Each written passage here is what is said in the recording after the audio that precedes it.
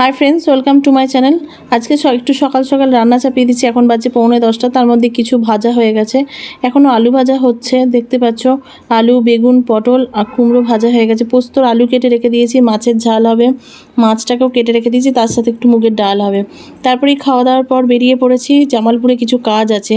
তো দেখো, এখন খাওয়া দাওয়ার পর একটু রেস্ট নেওয়ার পর তো সূর্যটা ডুবো ডুবো অবস্থায় কী যে ভালো লাগে, লাল সূর্যটা হয়ে থাকে, সেটাই তোমাদের একটু দেখালাম।